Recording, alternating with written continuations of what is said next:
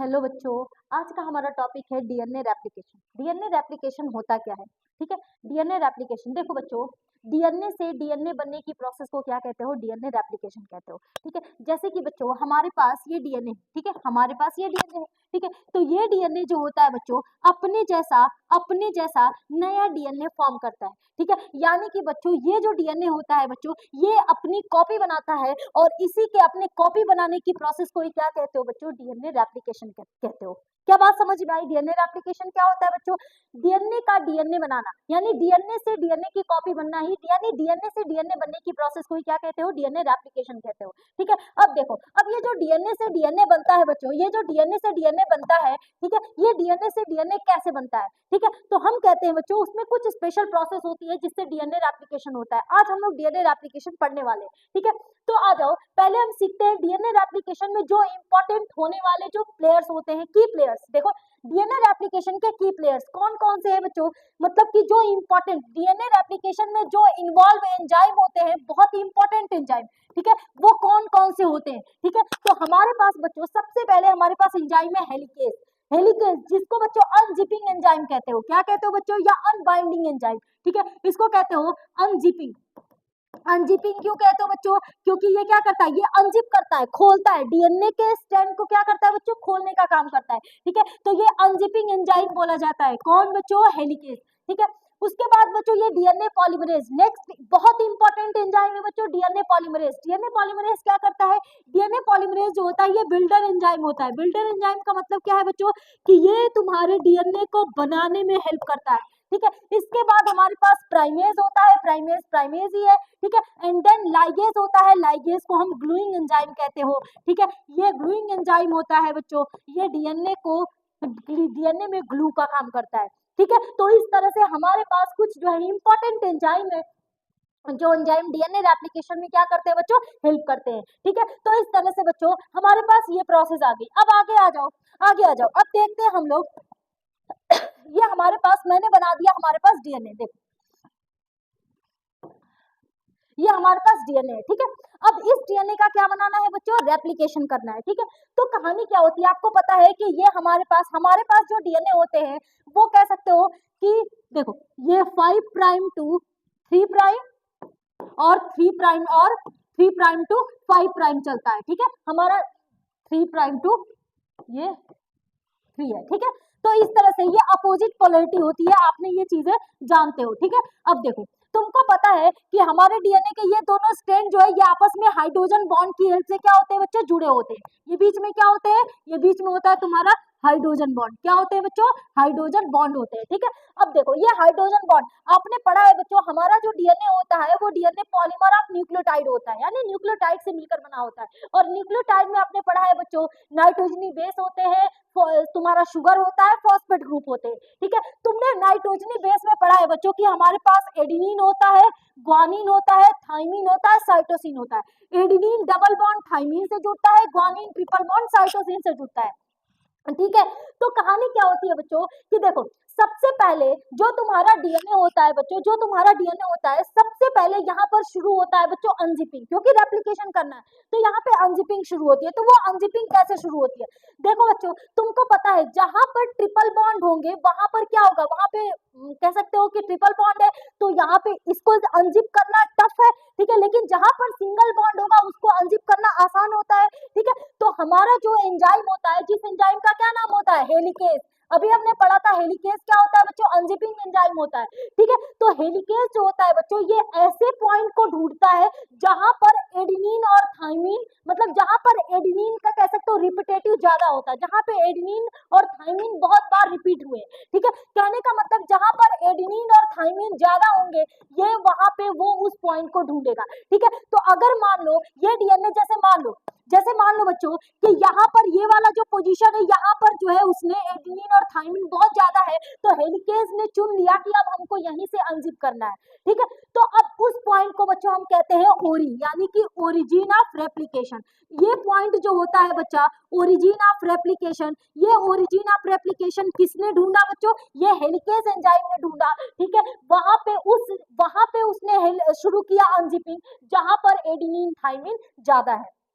क्या हमें बात समझ में आ रही है? एडेनिन थायमिन ज्यादा है मतलब डबल उनके पास बॉन्ड कम है, बॉन्ड कम होंगे तो एनर्जी कम लगेगी और वो आसानी से उसको क्या कर पाएंगे बच्चों, खोल पाएंगे, अनजिप कर पाएंगे। क्या हमें बात समझ में आ गई? ठीक है, तो अब देखो ये जो ओरिजिन ऑफ रेप्लिकेशन होता है बच्चों, जब हम यूकैरियोटिक की बात करेंगे, जब हम यूकैरियोटिक की बात करेंगे तो ओरिजिन ऑफ रेप्लिकेशन बहुत होते हैं, ठीक है, लेकिन जब हम प्रोकैरियोटिक की बात करेंगे, जब हम प्रोकैरियोटिक की बात करेंगे बच्चों, तो प्रोकैरियोटिक में ओरिजिन ऑफ रेप्लिकेशन केवल एक होता है, यानी सिंगल होते हैं। ओरिजिन ऑफ रेप्लिकेशन केवल एक होता है बच्चों, लेकिन जब यूकैरियोटिक में मल्टी होते हैं, बहुत सारे होते हैं।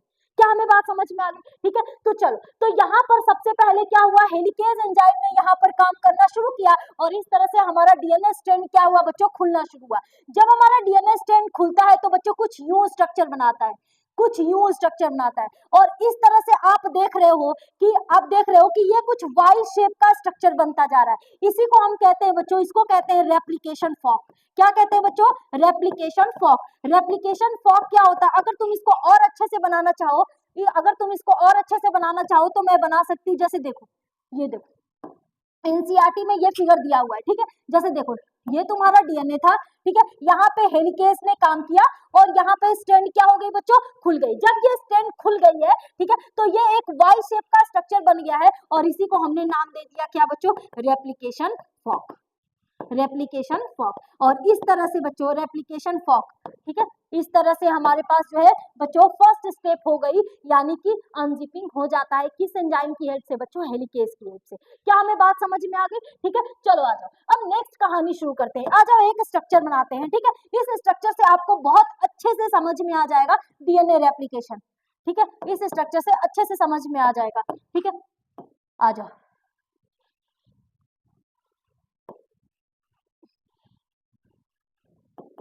ये मैंने बनाया एक डीएनए का स्ट्रक्चर, ठीक है, ये मैंने बनाया एक डीएनए का स्ट्रक्चर, ये बीच में हाइड्रोजन बॉन्ड है, ये बीच में हमारे बॉन्ड है, ठीक है। अब देखो, अब यहाँ पे देखो,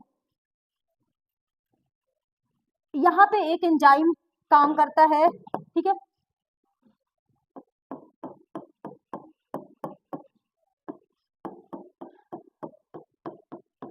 देखो यही रेप्लिकेशन फॉक तुमने देखा, रेप्लिकेशन फॉक बन गया था। यहाँ पर हेलिकेज एंजाइम आता है, हेलिकेज एंजाइम आया, यहाँ पे देखो हेलिकेज एंजाइम आया और इस हेलिकेज एंजाइम ने क्या किया बच्चों, अनजिप करना शुरू कर दिया, मतलब यहाँ इस तरह से आगे जाएगा और ये अनजिप करना शुरू करेगा। तो अब मुझे बताना है बच्चों, मान लो कोई एक रस्सी है जो आपस में एकदम टर्न है, ठीक है, तो अगर तुम इसको खींचोगे तो नीचे की तरफ एक टेंशन बनता है, नीचे की तरफ क्या बनेगा बच्चों, टेंशन बनेगा। तो उस टेंशन को दूर करने के लिए यहाँ पर एक एंजाइम होता है बच्चों, इस एंजाइम को हम क्या कहते हैं, इस एंजाइम को कहते हैं हम टोपो आइसोमरेज। क्या कहते हैं बच्चों, टोपो आइसोमरेज। टोपो आइसोमरेज एंजाइम का काम क्या होता है बच्चों, ये टेंशन को दूर करता है। जो टेंशन बनती है जब हेलिकेज अनजिप कर रहा होता है डीएनए को, तो वहां पे जो टेंशन बनती है, इस टेंशन को दूर करता है कौन बच्चों, टोपो आइसोमरेज। क्या बात समझ में आ गई? ठीक है, चलो ये है तुम्हारा हेलिकेज, ये क्या है बच्चों, ये है तुम्हारा हेलिकेज, ये है तुम्हारा हेलिकेज, ठीक है। अब यहाँ पे देखो, अब एक और चीज समझना बच्चों, अब एक और चीज समझना, ठीक है, कि देखो जब यहाँ पर हेलिकेज खोल रहा होता है, हेलिकेज यहाँ पर आगे खोल रहा, अनजिप कर रहा होता है, तो ये वापस से हाइड्रोजन बॉन्ड आकर जुड़ सकते हैं, ठीक है, वापस से ये बॉन्ड आपस में जुड़ सकता है। इनको रोकने के लिए बच्चों यहाँ पर कुछ प्रोटीन होते हैं, ठीक है, ये इनको वापस से बॉन्ड बनाने नहीं देते हैं, इनको कहते हैं सिंगल बाइंडिंग प्रोटीन। क्या कहते हैं बच्चों, सिंगल बाइंडिंग प्रोटीन कहते हैं, इनको हम कहते हैं सिंगल बाइंडिंग प्रोटीन। ये सिंगल बाइंडिंग प्रोटीन क्या करते हैं, डीएनए को बॉन्ड को वापस से बॉन्ड बनाने नहीं देते हैं, इनके स्ट्रैंड के बॉन्ड को वापस से बॉन्डिंग होने से रोकते हैं, ठीक है। चलो आ जाओ, अब देखो इस तरह से तुमने देखा कि अनजिपिंग हो गई। जब ये अनजिपिंग होती चली जाती है, अब इधर देखो, अब यहाँ पर बच्चों एक एंजाइम आता है जिसका नाम होता है डीएनए पॉलीमरेज। अच्छा, इसका अब एक और चीज समझना, अब हमारे पास बिल्डिंग एंजाइम कौन था बच्चों, बिल्डिंग एंजाइम था तुम्हारा कौन, बिल्डिंग एंजाइम था तुम्हारा डीएनए पॉलीमरेज, ठीक है, ये था तुम्हारा डीएनए पॉलीमरेज। अब देखो जो डीएनए पॉलीमरेज है अब यहाँ पर आता है, जब क्योंकि अनजिप हो गई तो अब डीएनए पॉलीमरेज आएगा और ये डीएनए पॉलीमरेज यहाँ पर आ गया, ठीक है। अब ये डीएनए पॉलीमरेज कहेगा ना कि मैं जो है ना डीएनए पॉलीमरेज की कुछ कंडीशन होती है। डीएनए पॉलीमरेज जो कहेगा ना कि वो मैं केवल डीएनए बनाऊंगा तो वो 3 प्राइम टू 5 प्राइम स्ट्रैंड पे ही बनाऊंगा, मतलब मैं डीएनए 5 प्राइम टू 3 प्राइम का बनाऊंगा, ठीक है। तो अगर 5 प्राइम टू 3 प्राइम का डीएनए बनाना है, तुमको पता है डीएनए जो होते हैं, जैसे मान लो 5 प्राइम टू 3 प्राइम का उसको डीएनए वो बनाएगा नया, तो यानी उसकी स्ट्रैंड कैसी होनी, किसकी होनी चाहिए, 3 प्राइम टू 5 प्राइम की होनी चाहिए, क्योंकि हमेशा अपोजिट पोलैरिटी होती है, ठीक है। तो ये जो डीएनए पॉलीमरेज जो होता है बच्चों, वो हमेशा 3 प्राइम टू 5 प्राइम पे ही काम करता है, ठीक है, पहली चीज। दूसरी चीज की डीएनए पॉलीमरेज कहेगा कि डीएनए पॉलीमरेज जो होगा ना,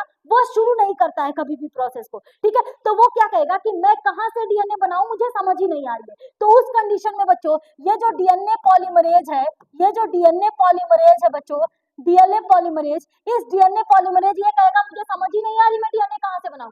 तो फिर बच्चों यहाँ पर काम आता है एक दूसरा कह सकते हो एंजाइम, जिसका नाम होता है प्राइमेज।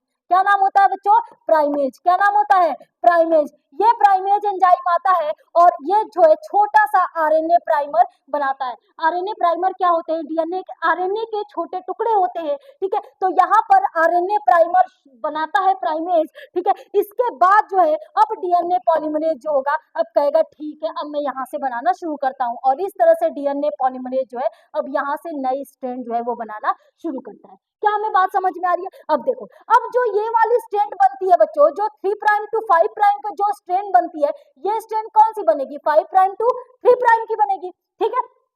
अब यहाँ पे मेरी बात ध्यान से सुनना बच्चों, ये जो स्ट्रैंड होती है ना, ये एकदम सीधी बनती है, कंटिन्यूअस बनती है। इस स्ट्रैंड को हम कहते हैं, इस स्ट्रैंड को हम कहते हैं लीडिंग स्ट्रैंड। क्या कहते हैं बच्चों, लीडिंग स्ट्रैंड। जो स्ट्रैंड नई बन रही है, जो कंटिन्यूअस बन रही है, उसको लीडिंग स्ट्रैंड कहते हैं, ठीक है। इसके बाद अब देखो, जब इसको अपोजिट डायरेक्शन में आना होता है, तो डीएनए पॉलीमरेज जो है वो फॉर्म में जो कह सकते हो, जब अपोजिट डायरेक्शन में आता है तो डीएनए पॉलीमरेज अच्छे से काम नहीं करता है, और यहाँ पर वो डीएनए की जो बनाता है, डीएनए बनाता है, वो टुकड़ों में बनाता है, ठीक है, फ्रेगमेंट में बनाता है, ठीक है। और इस तरह से बच्चों इसको हम कहते हैं क्या, इसको हम कहते हैं, इसको ये जो टुकड़े होते हैं बच्चों, इनको हम कहते हैं ओकाजाकी फ्रेगमेंट। क्या कहते हैं बच्चों, ओकाजाकी फ्रेगमेंट। ओकाजाकी फ्रेगमेंट होता है ये ओकाजाकी फ्रेगमेंट, और इस स्ट्रैंड को कहते हैं बच्चों लैगिंग स्ट्रैंड। इस स्ट्रैंड को, पूरे स्ट्रैंड को लैगिंग स्ट्रैंड कहते हैं। ऐसी स्ट्रैंड जो कंटिन्यूअस नहीं बनी है उसको लैगिंग कहते हैं, और उन टुकड़ों को ओकाजाकी फ्रेगमेंट कहते हैं, ठीक है। तुम्हारा डीएनए पॉलीमरेज एक स्ट्रैंड कंटिन्यूअस बनाता है और एक स्ट्रैंड जो है वो टुकड़ों में बनाता है। जो टुकड़ों में बनाता है उसको लैगिंग कहते हैं, और जो कंटिन्यूअस बनाता है उसको लीडिंग कहते हैं। क्या बात समझ में आ गई, ठीक है। अब देखो यहाँ पर एक और चीज मैं तुम लोगों को बताना चाहूंगी बच्चों, यहाँ पे देखो आरएनए प्राइमर यहाँ पर था, ये आरएनए प्राइमर, ठीक है। अब यहाँ पे जब ये टुकड़ों में बन रहा है तो यहाँ पर आरएनए प्राइमर जगह जगह पे होंगे, क्योंकि देखो क्योंकि यहाँ पे आरएनए प्राइमर जगह जगह पे होंगे, क्योंकि टुकड़ों में बन रहा है ना, तो यहाँ पे आरएनए प्राइमर बहुत सारे, लैगिंग स्ट्रैंड में आरएनए प्राइमर बहुत सारे होते हैं, जबकि लीडिंग स्ट्रैंड में केवल एक होते हैं, ठीक है। अब देखो, अब यहाँ पर इसके बाद जब यहाँ पर आ जाएगा बच्चों, ये आपका आरएनए प्राइमर आ गया, तो अब यहाँ पे देखो टुकड़ों में बने, तो इनको वापस में जोड़ने के लिए इनके पास एक और एंजाइम आता है, जिसका क्या नाम होता है, जिसका नाम होता है बच्चों लाइगेज। क्या नाम होता है बच्चों, लाइगेज। लाइगेज को क्या कहते हो, ग्लू ऑफ डीएनए, डीएनए का ग्लू होता है, ठीक है। और जो आरएनए प्राइमर होता है बच्चों, इस आरएनए प्राइमर को डीएनए पॉलीमरेज जो होता है वो अलग कर देता है कि चलो अब तुम्हारी जरूरत नहीं है, तुमने मुझे रास्ता दिखा दिया, बट अब तुम्हारी जरूरत नहीं है, अब ये आरएनए प्राइमर जो होगा वो अलग हो जाएगा, और लाइगेज जो होगा इन स्ट्रैंड को क्या कर देगा, आपस में जोड़ देगा, ग्लू का काम करेगा, और इस तरह से बच्चों हमारे पास डीएनए की नई स्ट्रैंड जो है वो बन जाएगी, ठीक है। अब मुझे बताना थोड़ा सा बच्चों, अब मुझे बताना कि यहाँ पर देखो कौन कौन से एंजाइम ने काम किया। सबसे पहले तुमने देखा हेलिकेज ने काम किया, टोपोआइसोमरेज ने टेंशन को दूर किया, सिंगल बाइंडिंग प्रोटीन ने वापस से बॉन्ड बनाने से रोका, ठीक है।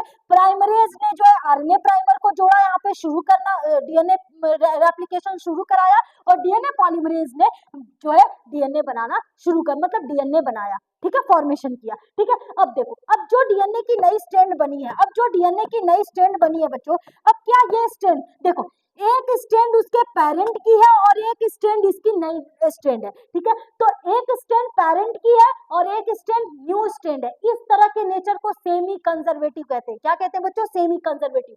से हमारा जो डीएनए होता है बच्चों, हमारा जो डीएनए होता है वो रेप्लिकेट करता है सेमी कंजर्वेटिव नेचर में, सेमी कंजर्वेटिव, हमारा डीएनए कैसा होता है, सेमी कंजर्वेटिव होता है, यानी कि उसमें वन स्ट्रैंड जो होती है, एक स्ट्रैंड जो होती है वो किसकी होती है बच्चों, पेरेंट की होती है, और एक स्ट्रैंड जो होती है वो किसकी होती है, न्यू सिंथेसाइज स्ट्रैंड होती है, यानी कि न्यू स्ट्रैंड होती है। ठीक है, इस तरह से। और इस चीज को बच्चों, इस चीज को विसिया फाबा पे, विसिया फाबा एक प्लांट है, इस पे देखा गया था बच्चों, किसने देखा था, टायलर ने देखा था। ये नीट में पूछा हुआ क्वेश्चन है कि हमारा डीएनए सेमी कंजर्वेटिव नेचर का होता है, ठीक है, इसको किसने देखा था, विसिया फाबा में, तो हम कहते हैं टायलर ने देखा था। टायलर साइंटिस्ट थे जिन्होंने विसिया फाबा पे सेमी कंजर्वेटिव नेचर को, मतलब डीएनए को देखा था। ठीक है, इस तरह से बच्चों ये डीएनए रेप्लिकेशन आपने देख लिया, कैसा लगा, समझ में आया, बताइएगा मुझे। Thank you.